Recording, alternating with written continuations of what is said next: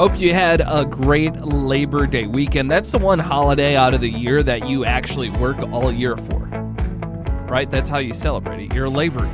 You get the day off for that. Some companies give you your birthday off, so if you do get your birthday off, that's kind of like your special day off every single year. But thanks for showing up to episode number 2 of the week and episode number 51 overall of The Luke Kelly Show. I forgot to make a big deal of Monday's episode, that it was episode number 50.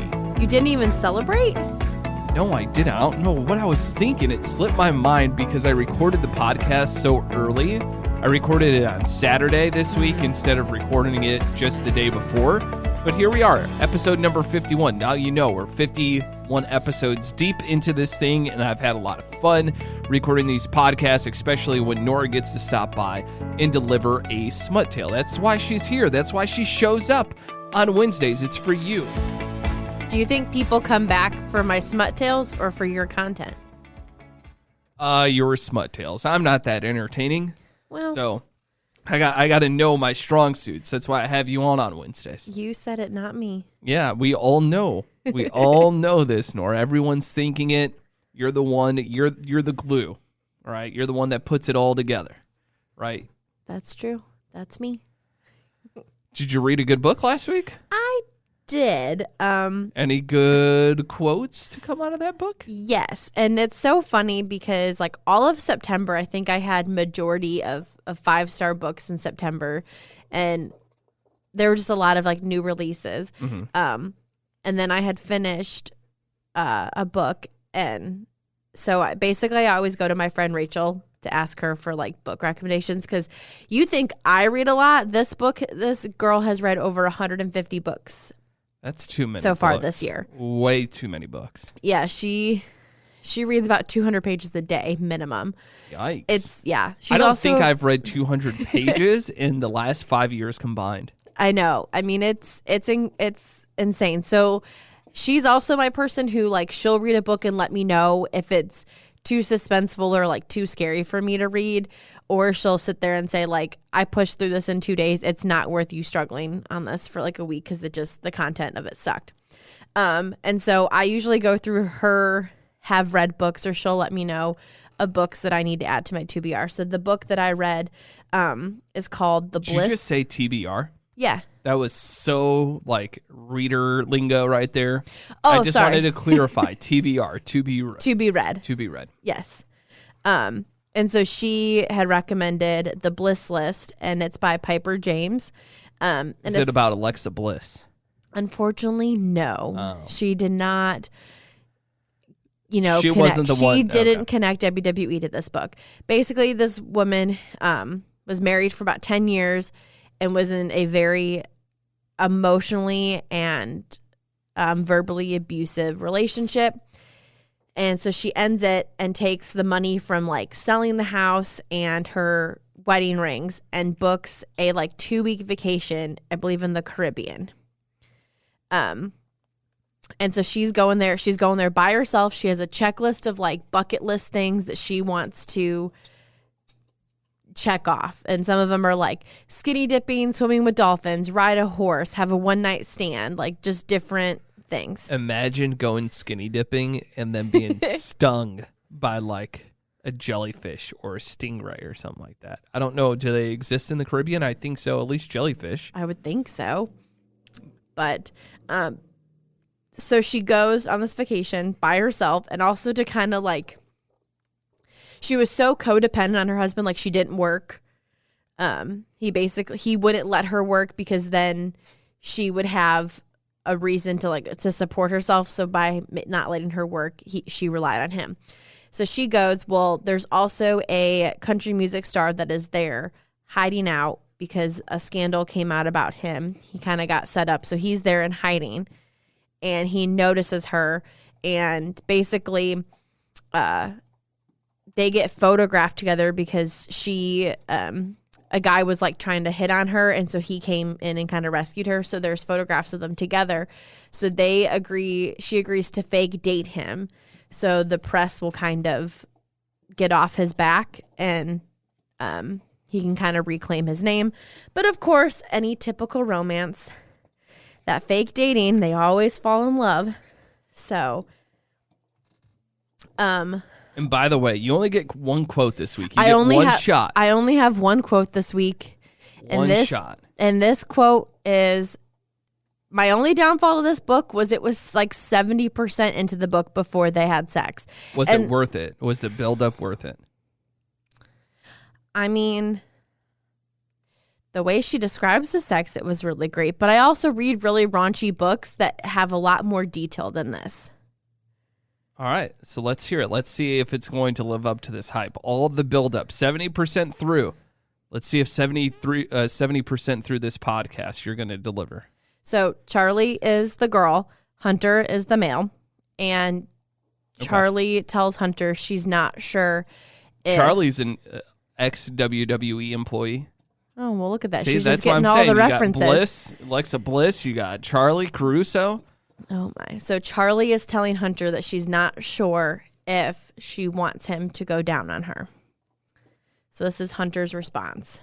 Charlie, listen to me. I want to taste you. I need it.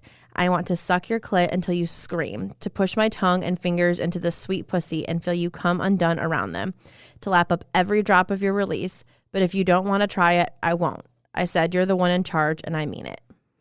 That was a lot better. There we go. Round of applause. Whew, Delivering on the here. first one over there. I know. I was like, I got to step it up this week. We got real into detail talking about, was it sucking the clit? Was that correct? Was that the right word that they used? I want to suck your clit until you scream. See, I knew I got it right that time. I can't any other time, but that time I was able to find it. So I recognized it. And she was satisfied, to say the least. Wow. Yes. Did he come back up looking like a glazed donut? He did.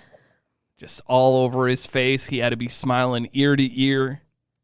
I think her response was, because he had asked her, she's like, why don't you want this? And she was like, well, I don't think I'm going to orgasm. And he's like, why? She goes, well, because my ex-husband told me that her ex-husband could never make her orgasm. So he tells her that she's the problem and that there was no reason to go down on her if she wasn't going to orgasm because it would just be a waste of time.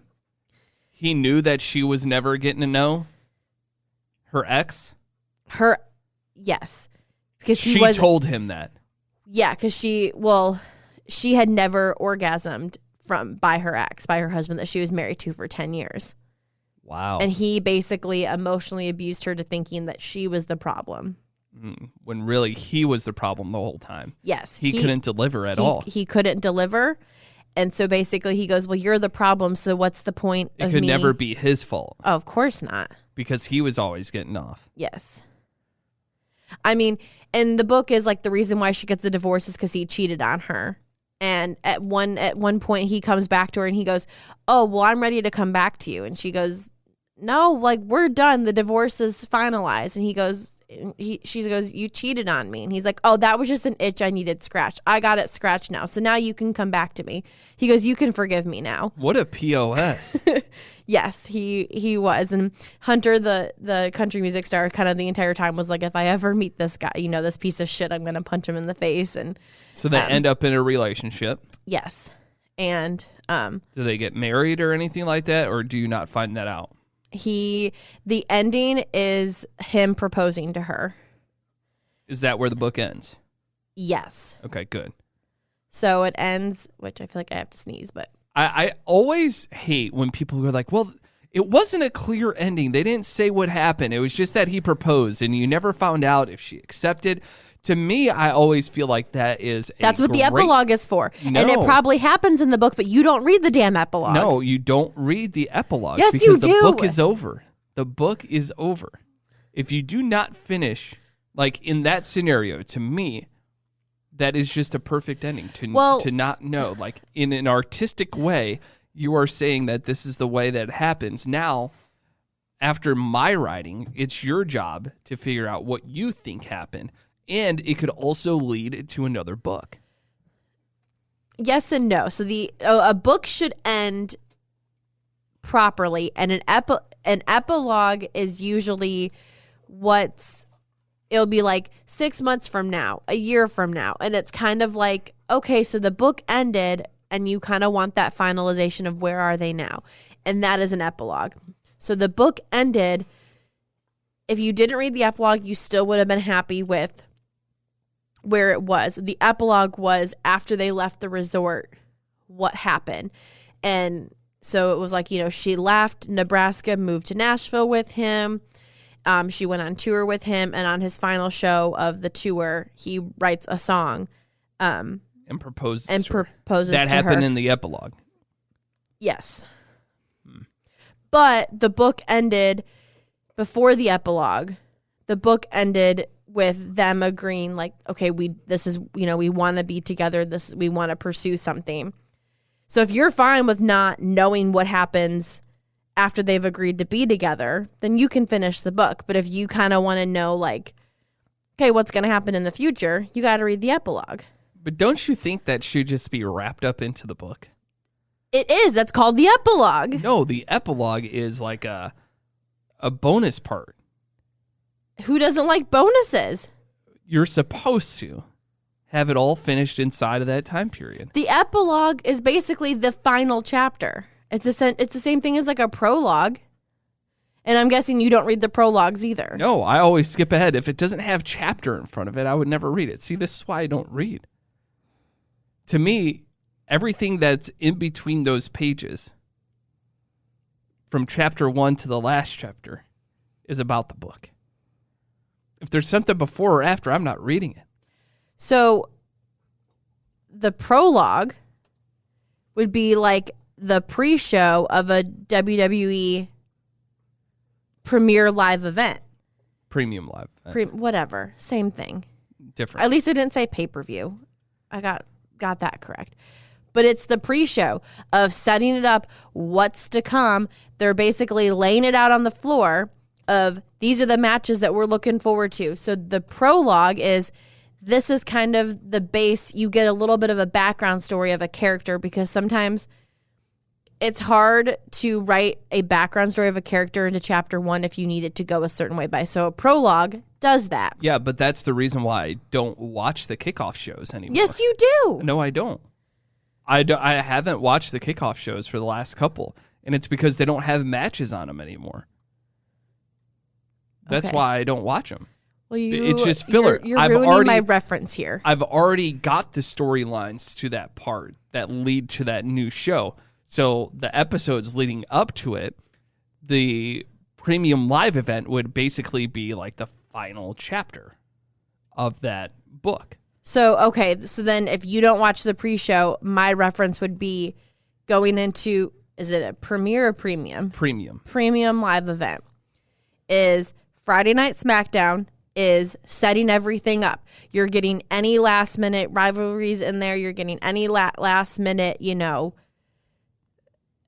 drama that you're setting up for the premium live event. Then you have the premium live event, which is this long event, which would be chapters 1 through whatever of what's happening. And then your epilogue is kind of like what's in the future, where are we going from here? See, to me, that's a new book. No. Yes. When the premium live event ends, that's going to be your last chapter. And then your Monday Night Raw, the day after the premium live event, is, so-and-so came back. What's going to happen here? That's a new book. That's a new chapter. That's a new book. No, because still there are like... If you wanted to put it in this Bailey came back in SummerSlam. And she came out and she talked, but there wasn't a match. But then she came back on Monday, and you kind of got to see the full wrap-up of what was going to happen with her. That is an epilogue. See, now the way that I would look at WWE, if you want to put it in these perspectives, every single year, I think you would have different books out of a year, right? And after one book closes, like after WrestleMania, book closes there. And then you have new storylines. Then you have new storylines up until about like SummerSlam. Yes. So then that's the end of a book. But you still have to wrap up that storyline. And sometimes a storyline can't be wrapped up at SummerSlam or WrestleMania. Sometimes you need the Monday Night Raw to close it out and start a new one. Am I wrong? No, you're not wrong in that sense. So the what same I'm thing with an saying epilogue is if a book doesn't need to have a second book, but you still need to kind of wrap it up, that is your epilogue. To me, there's more to be told to that story. If you could have that, I think But as she an didn't author need that you would have another. But she doesn't need an entire I other don't want to book. argue about this anymore. Yes, I do. I don't But, okay, because well, I then feel like here's- it's pointless. Okay, well then here's my final say on this is there didn't need to be a second book about him proposing in their life together. You just needed 6 to 7 pages. And instead of it calling it chapter 52 or whatever it is, you call it an epilogue, and it prepares your mind to know that this is the end and we're going to put a bow on this. Okay. I'm going to let you have the last word on that one. You're the book person. I'm not. Exactly. I'm So the expert on this. I'll let you have that one. And everybody in my book club would agree with me. You know what? I'm glad you have your book club so you guys can come to that conclusion. All the book nerds are going to come after you. They can come after me. I'm just going to tell them the same thing that I would tell you in that scenario. So anyway, let's move on. Nora did get some good news last week. We're going to keep her around. She got some good news last week, even though she hasn't followed doctor's orders just yet. Nora has since gone to the doctor since we talked to her last, and she's also gone to physical therapy as well. She's been having some issues with her back, and I think she got the words that every single wife, every single partner got from the doctor. Women, go to physical therapy. You will be very pleased with what they tell you. She does not have to cook or clean, according to the doctor. Yes. According to my doctor, my lower back pain, because I've been getting back spasms, is caused by posture is a big thing. But the other big thing is the motions of lifting and the motion of any kind of twisting and standing for long periods of time is really harsh on my back. So when you're mopping and vacuuming, that twisting of your lower back and your arm is causing my back to spasm. Heavy lifting causing my back to spasm, and cooking is standing and cooking isn't the big thing, but it's the constant of like the chopping and the moving that you're twisting your body and like literally bending down to go get a pot.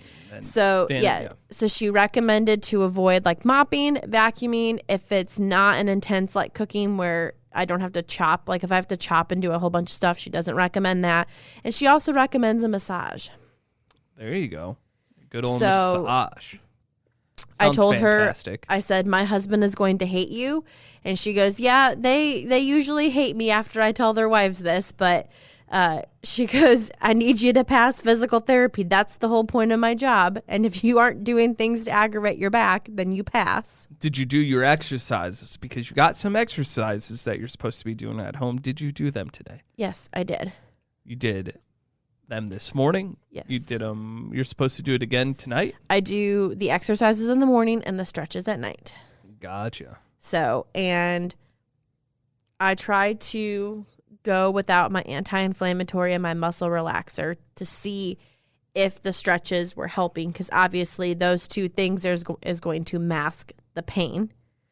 And my back was really, really sore yesterday. And I got the sharp, like, tingles down my legs. So, well, you've also been doing a lot. Yeah. Which you're not supposed to be doing. But I had my family in town, so we did a lot of walking. We did a lot of walking, and then when they left, I was trying to kind of get the house somewhat back organized and everything. And even though it was great news to hear those things, it's also really hard. Rory. Even though I'm not supposed to be doing those things, it is really hard. Like I told you tonight that I would cook dinner. And then I walked in through the door, and I'm grateful and I'm thankful that you had dinner ready. But it was just so funny. I was like, I'll cook dinner, like I'm trying to be more aware that the doctor told you not to be doing these things. So I'm like, hey, I'll cook tonight, but nope. And then your parents came, and before they came, there was some like tufts of Rory hair because basically our guest bedroom is Rory's bedroom when guests aren't here. And I was like, oh, let me vacuum this really quick. And you're like, you're not supposed to be doing this. And my brain doesn't think about it until I'm over halfway done. and then I hate myself later on. Yeah. See, I could help out. I could fold. Last time we had laundry, I folded. Yeah. And I did a damn good job, except I'm not really good at putting things away, at least for Nora, because I don't know where all of your stuff goes. And I feel like every person has that struggle to identify where things go in somebody else's closet. I mean, the only reason I know where your things go is because I'm the one who organized your closet and your drawers. See, the way that I would organize it, pants together. Which is they are. Mm-hmm. And then all your polos are together, and all your sweatshirts are together, and all your dress shirts are together. Yeah. There's nothing more to it than that. Yeah.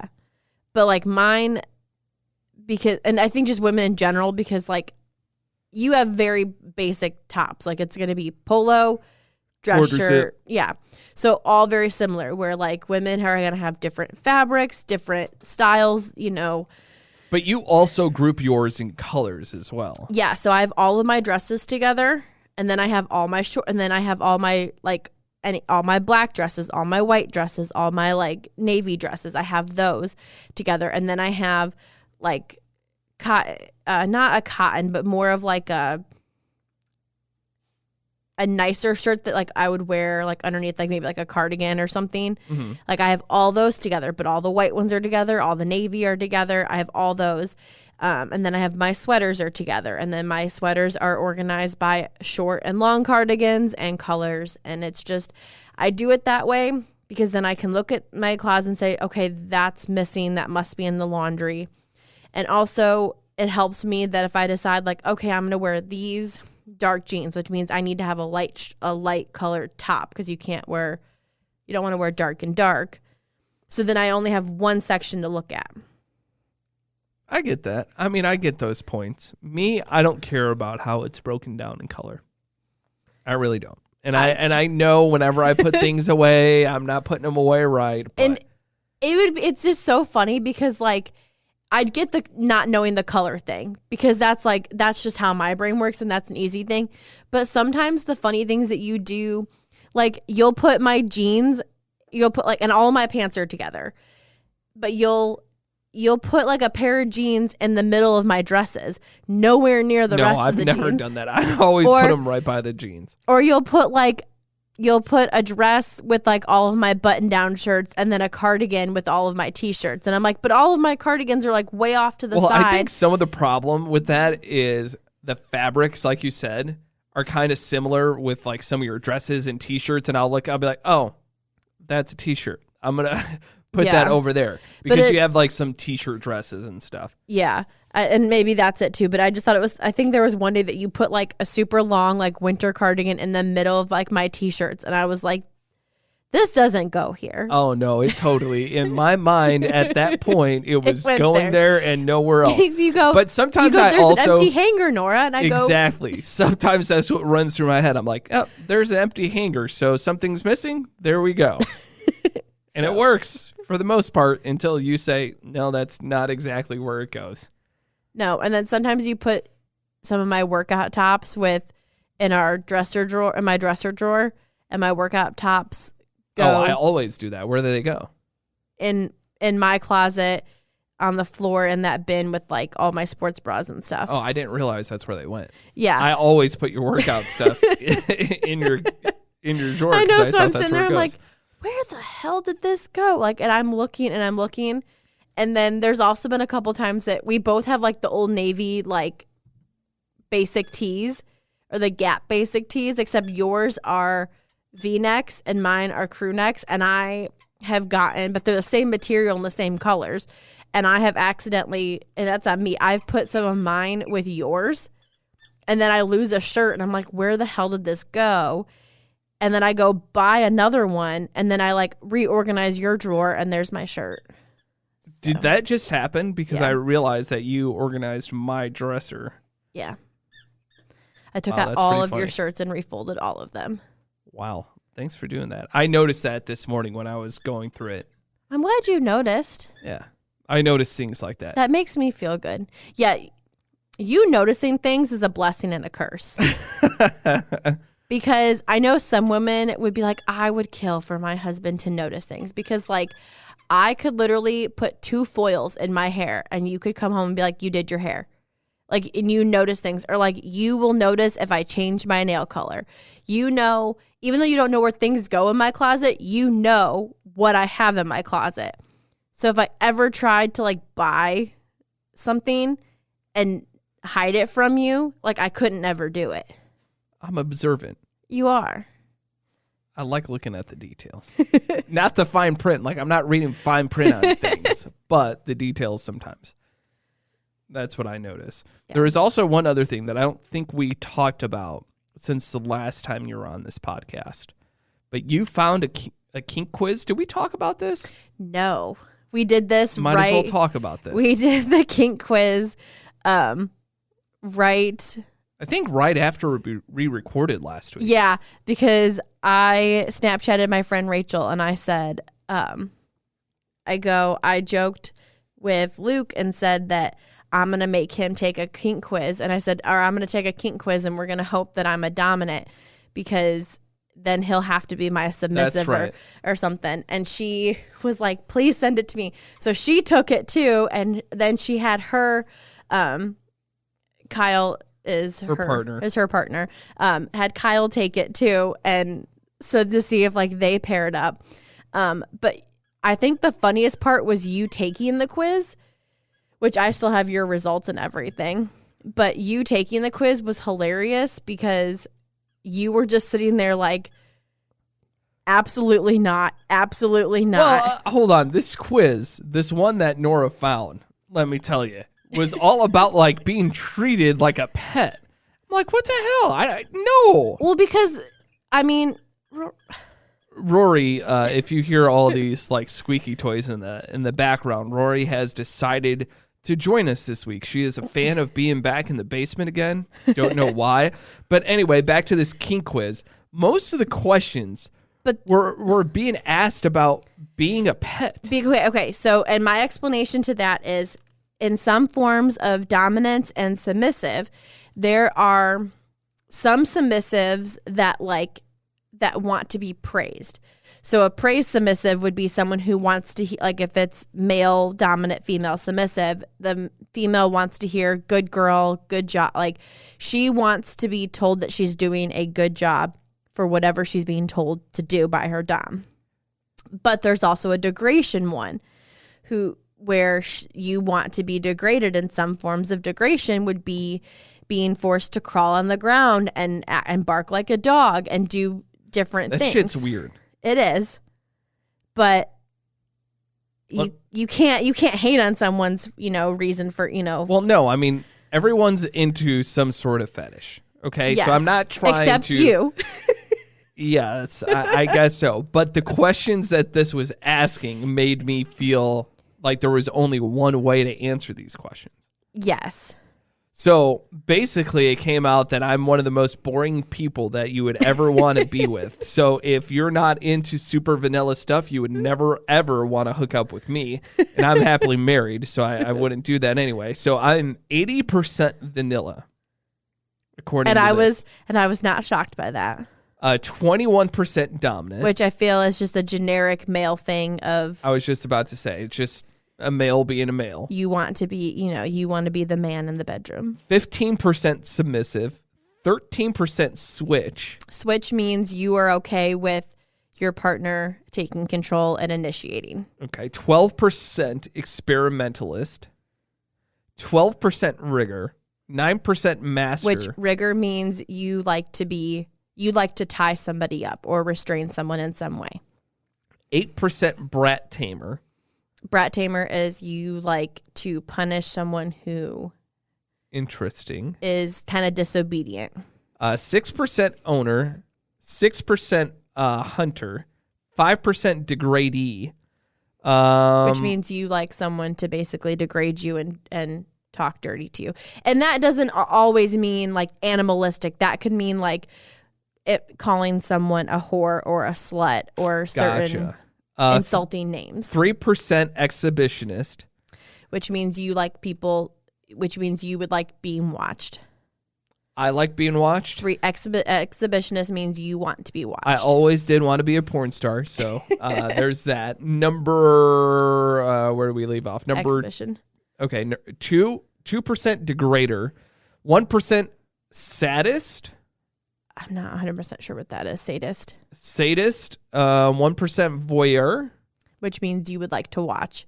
Which means you're probably not a porn watcher. 1% pet, and then 1% daddy. Daddy means / mommy. Yeah, you don't like that kink, which I'm perfectly okay with. And if you want to take this kink test at home, bdsmtest.org is where you find this. If you want to find the questions that it asked me. And you did the short quiz. bdsmtest.org, and I did the short test. The test was super long. For it being a short test. Yeah. You know what? That's the feeling that I had taking that test is the same way that I felt like taking the ACT or any standardized test. It was like, man, when the fuck is this thing going to end? It's so funny because so your results that you get are color coded. So green is like what you're most comfortable with. And then it goes, to yellow, orange, red. You basically go green to orange, and then like the rest is like red. And I actually have color to mine. Look at that. Yours looks like a rainbow. I know. I guess I'm a little bit more like open. Adventurous, I'm I guess. a little bit. Well, I did have. You got. Or you're just better at like not taking things very literal when it comes to that, because that's how I took it. I took it very literal. And I guess, yeah, because like like the whole like dog barking, I think, or the animalistic things, you were like absolutely not. And those things I put like no, but like I think some of the things, maybe it's because of the books that I read, I can picture what that setting is. And so like in my head, I'm like, oh, like I may not 100% want this, but I would be willing to see. You'd cross that path. I mean, you got 12% experimentalist and I got 41% experimentalist. Totally different. But I got 69% vanilla. Nice. 61% submissive. And then voyeur and dominant were both 45%. Okay. So. Wow. At We're just two different people. But for the most part, we lined up. I think I'm just a little bit more open, which would make more sense based off of the books that I read. Right. I'm 80% vanilla. I would honestly say that's the best way to describe my personality anyway. If you've ever met me, it would be like, yeah, Luke, he is very vanilla. My favorite ice cream flavor, vanilla. I really wish you would have taken this quiz before your last job interview. And if then when you were going to the interview, it'd be like, how would you describe yourself? And you could have been like, well, according to my BDSM kink quiz, I'm 80% vanilla. And I'm sure they would have been like, oh, okay, well, we'll give you a call back. And then never hear from them again. Well, then you could be like, to follow up with that, if you listen to my podcast, you will explain. They would be like, okay, definitely can't hire that guy. We hear the way that he talks. Can't have him. Can't have him in the workplace. We'll have too many sexual harassment conversations with him, sending him to HR. No way we could have that. I hope you have no sexual harassment complaints against you in the workplace, Nope. because I don't work where you work. No, but I'm just saying, like, if you were... If you use that in an interview. If you were talking to someone about this stuff, someone could go and report it. They would be like, that's not professional. Talk about that in the workplace. They could file that as sexual harassment. Well, tell them not to listen. I won't. It's kind of nice having the separate life almost of the podcast host and the person at work. Yep. It's kind of nice having that. Well, Nora, thanks for stopping by. We'll have another episode that drops on Monday. That will be episode number 52. And I know you're super counting at home now about all these different podcast numbers there are. I'm also thinking now that football season is like really starting to fire up, about starting a sports podcast, because Nora told me Monday's episode number 50 of the podcast, was a little bit too sports heavy. So I feel like I need an outlet to be able to talk about sports. So I might do that. We'll see if I have enough time. I feel like now that I have a schedule that's a little bit more 9 to 5-ish, I have a lot more time to one, watch sports in the evening and to have some time to record about sports too. I think I'm almost there. I'm almost at that point. I've always wanted to do sports talk, so I feel like that could be a good way to transition into that. And I have a great name for the Luke Kelly sports show. Not just Luke Kelly sports show, but because of the way that I want to talk about it. If I do end up going with it, I will tell you the name of that podcast. All right, well, I'll talk to you on Monday here on the Luke Kelly Show.